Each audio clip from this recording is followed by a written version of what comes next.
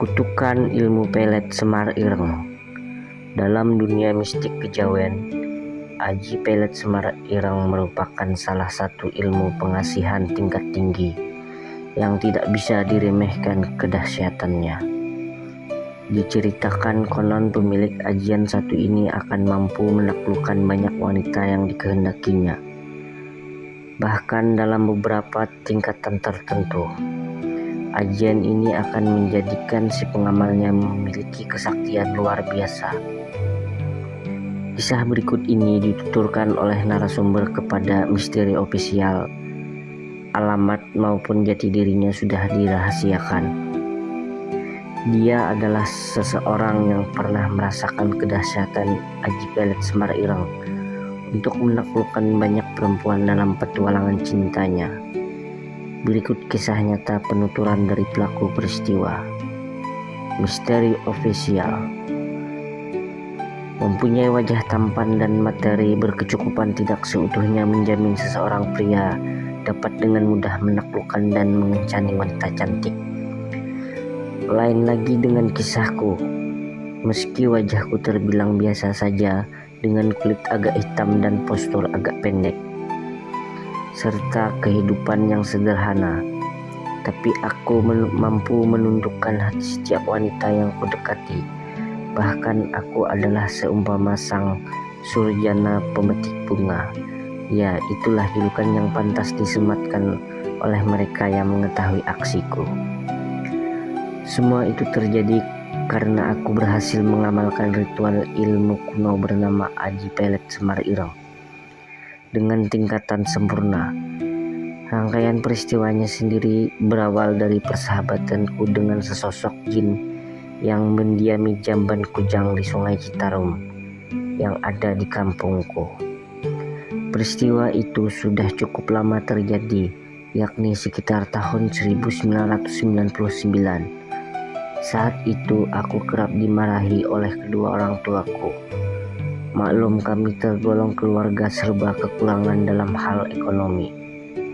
Setiap hari ada saja ulahku yang membuat mereka marah.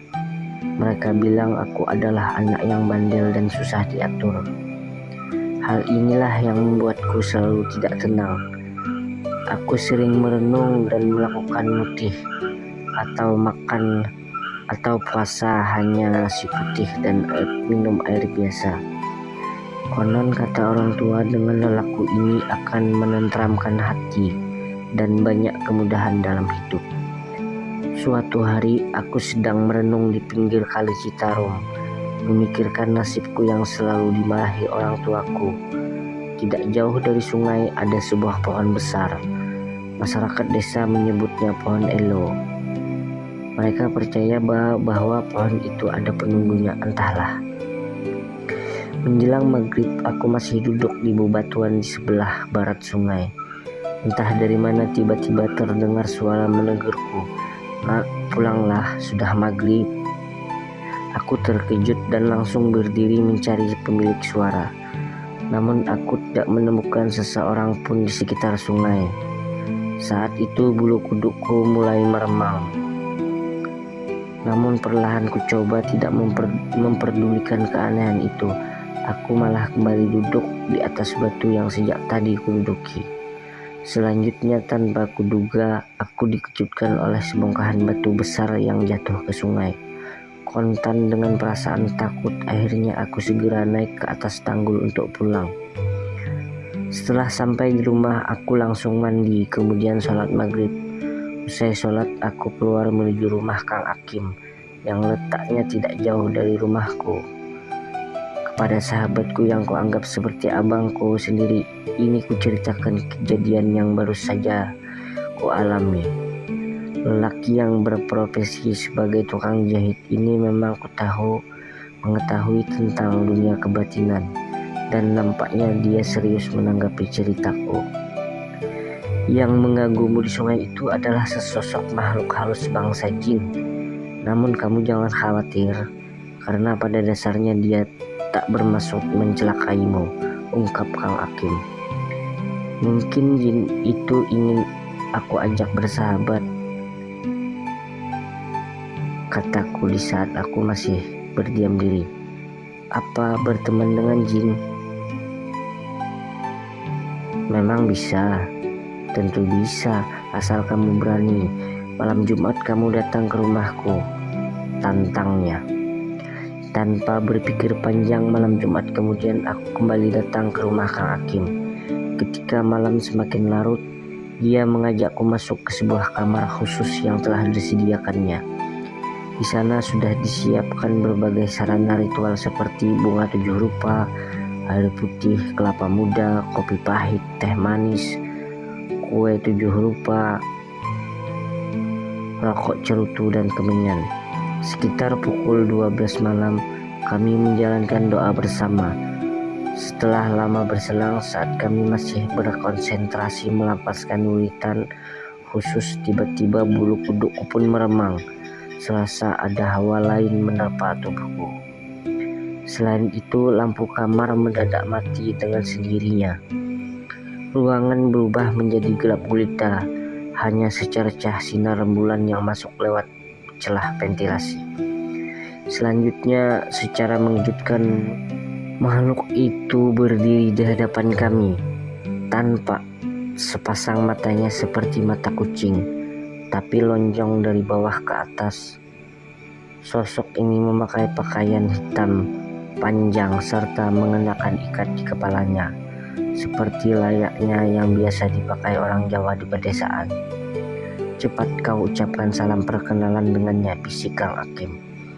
Dia bahkan menyuruhku berkenalan dengan cara berjabat tangan dengan makhluk itu. Meski agak ragu dan takut, aku mencoba memberanikan diri bersalaman dengan sosok jin itu. Dan saat kupegang tangannya, dari tubuh jin itu tercium bau anyir seperti sperma. Setelah kusebut namaku, makhluk itu pun menyebut dirinya bernama Abu Bahri. Setelah sedikit kami berbincang, jin itu lambat laun menghilang dan pergi dari hadapan kami yang masih duduk bersila. Itu awalnya aku bersahabat dengan jin. Semenjak aku bersahabat dengan sosok jin bernama Abu Bahri itu, kurasakan banyak keanehan dan keistimewaan dalam kehidupanku. Pada malam-malam tertentu, secara tiba-tiba bulu kudukku meremang seolah ada sosok yang selalu mengawasiku dimanapun aku berada. Yang tak kalah aneh, pada saat sinar rembulan redup, aku dapat melihat makhluk-makhluk halus yang ada di sekelilingku. Sehingga pada suatu hari, aku pernah naik bis jurusan Bandung Jakarta. Aku mengambil duduk di tengah dan di samping penumpang lain.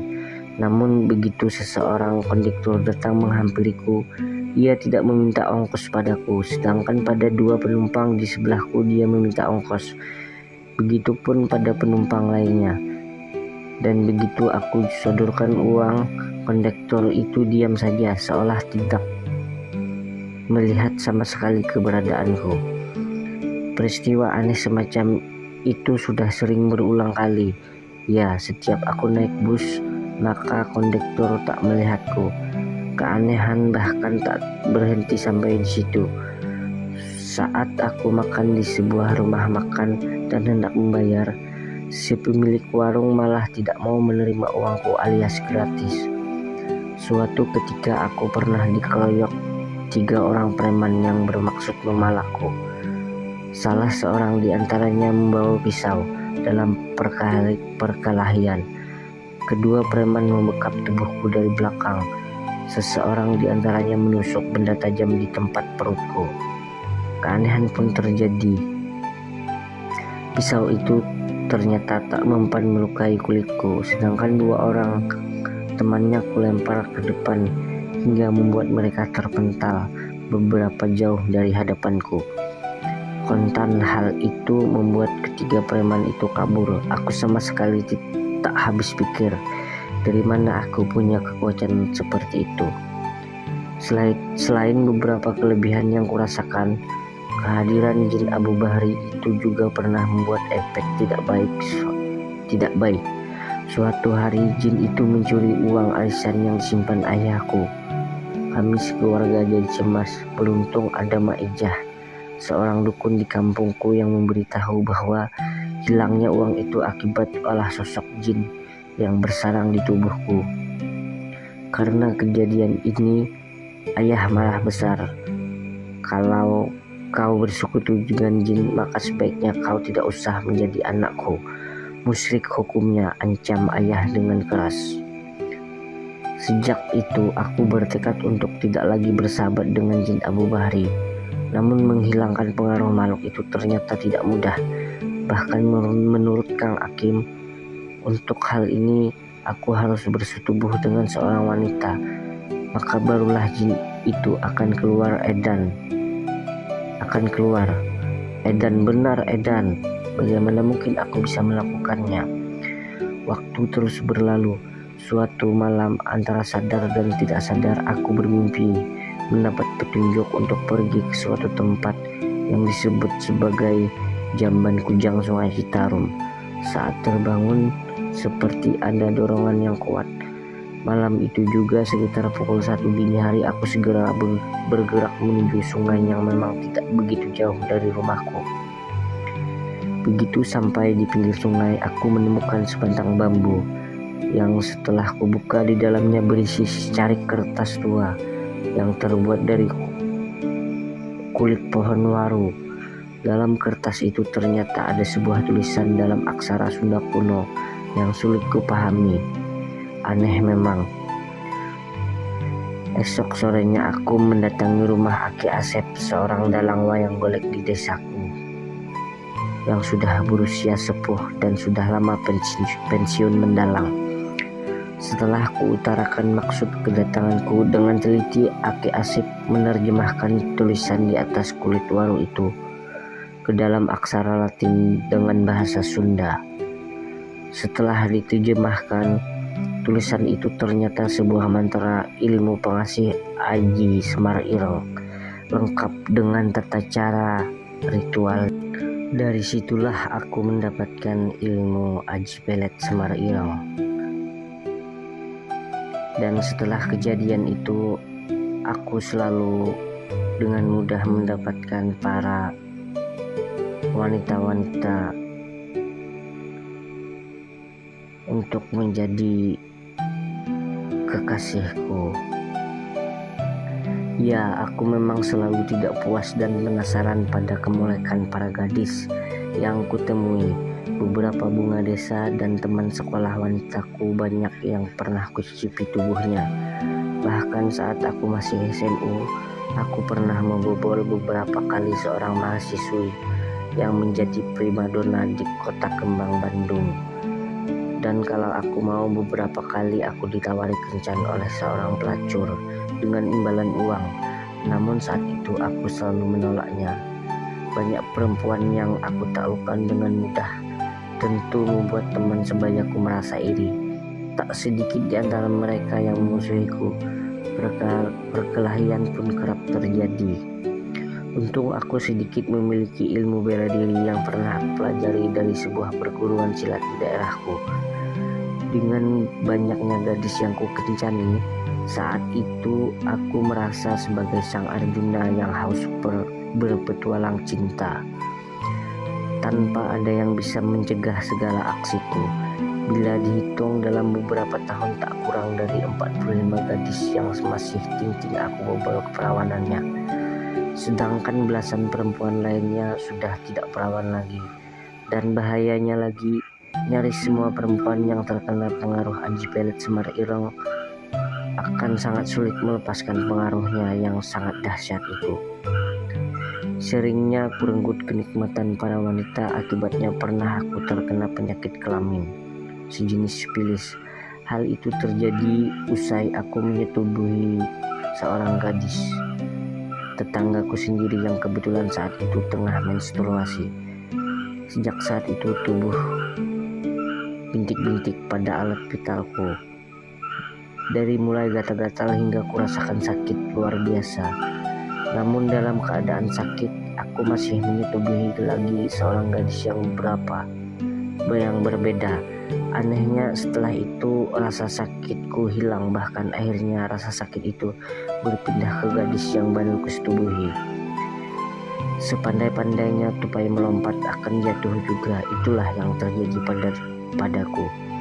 Semua kejayaan yang kualami terjadi antara 1999 sampai 2004. Akhirnya pada 2005 hukum karma nampak terasa dan nyata.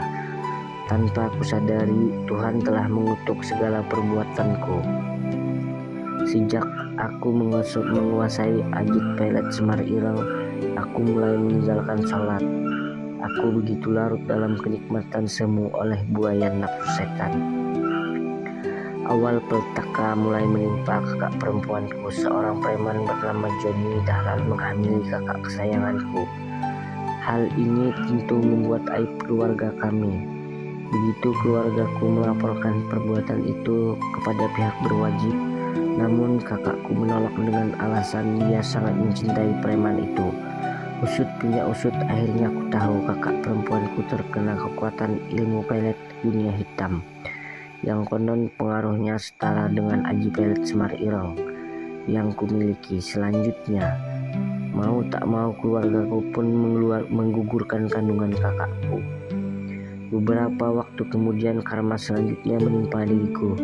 Aku sempat berurusan dengan pihak berwajib dengan tuduhan menghamili beberapa gadis yang pernah kutiduri. Lagi-lagi orang tuaku harus menanggung aib, mereka nyaris mengusirku.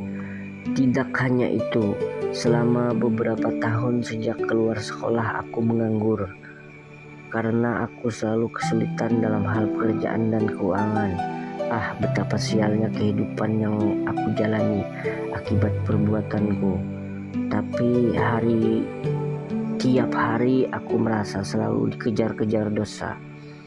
Semoga pengalamanku ini menjadi pelajaran untuk kita semua. Bahkan semua perbuatan yang dilakukan manusia pasti mendapat balasan, baik di dunia maupun di akhirat. Dan semoga Tuhan mengampuni segala dosa-dosa yang kualami. Kini aku telah menikah dengan seorang gadis bisu. Aku sengaja memilihnya demi menghapus dosa-dosaku. Walaupun bisu, istriku sangat baik. Ia telah memberi seorang anak perempuan yang sangat lucu dan cantik secantik ibunya. Oke, baik, itu mungkin hanya itu yang bisa dapat saya sampaikan dalam cerita misteri kali ini. Ini adalah sebuah cerita dari seorang teman yang berada di Jawa Barat, Bandung, yang namanya sudah kami samarkan. Bagi teman-teman yang mau kisahnya ingin dikisahkan di channel Misteri Official, mungkin bisa hubungi kami via Gmail dengan alamat Gmail kami sematkan di kolom deskripsi. Sekian, terima kasih, dan sampai jumpa di video selanjutnya.